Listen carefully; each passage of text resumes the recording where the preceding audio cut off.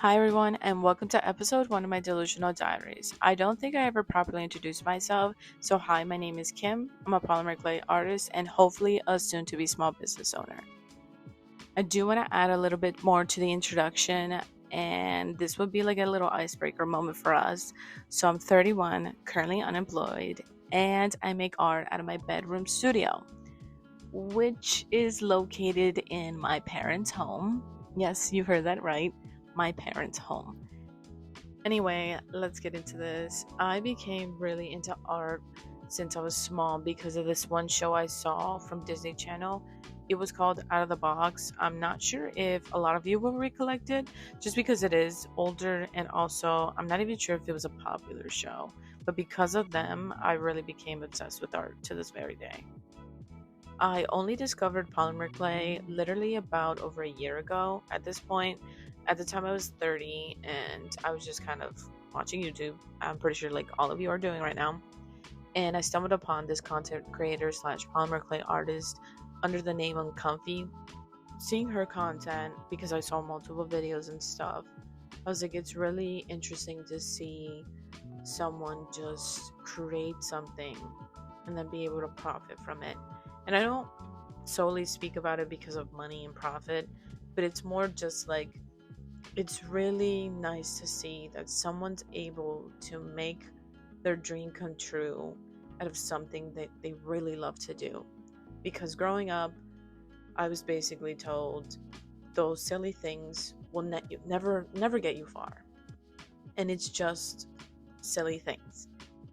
Having a creative little business is something I have considered doing previously, and it's something that has always been in the back of my mind.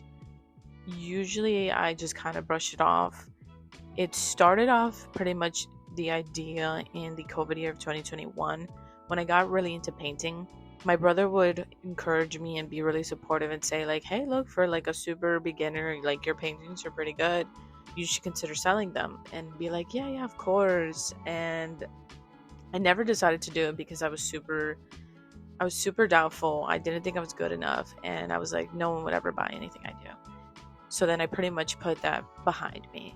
After that, the real spark finally came to me losing my soul dog in the beginning of this year. Her name is Bella. I had her for 13 years. I was grieving her a year before she even left me. I started to see how much her health was declining. I started to see that she walked a lot less. She was just sleeping a lot more. But what got me the most was that the thing about time is that it's a thief. It slips right through your fingers, and there's nothing you could do to slow it down. And it hit me so hard. So before losing her, I remember just thinking, like, I can't do anything to prevent this. There's nothing I could do to stop this. Like, what can I do? I want her here forever. And when she finally did pass, she left so much silence in my house, especially for me. And it was like a painful reminder that our time here is so incredibly limited. As much as I didn't think of that before, it hit me like a rock. Like, oh my God, like, it really is.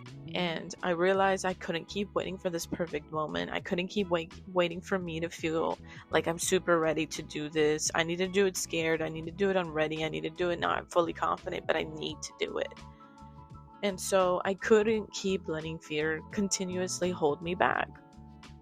And then I looked at my life and I realized if I don't pull the trigger now, I could easily find myself at 40 years old still thinking, what if?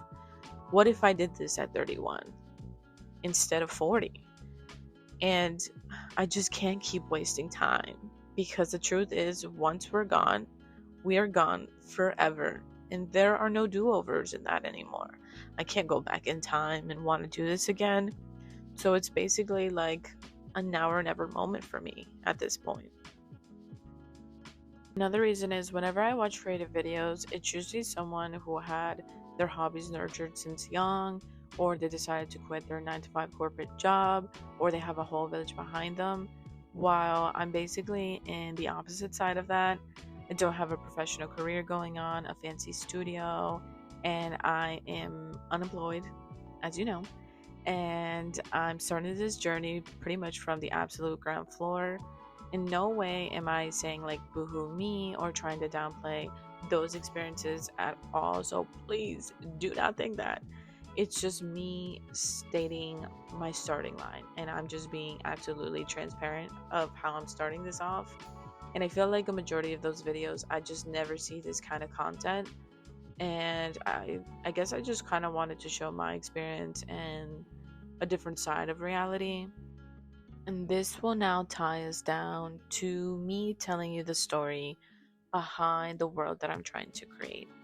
So, overall, the concept of it is that I will be creating forest friends and main characters. And the main characters are stitched a little differently. And that's kind of like a little hint, I would say. And the concept of the world is that the main characters are leaving their old home because they no longer feel like they belong. It no longer feels like they could align with certain things and that they need to search for something new and different. And so they stumble upon this forest and then they decide that it'll be their new home.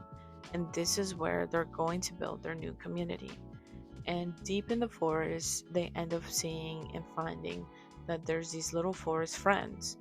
And at first, they're skeptical, but with time, they realize that these forest friends are actually there to help them build the foundation of their community.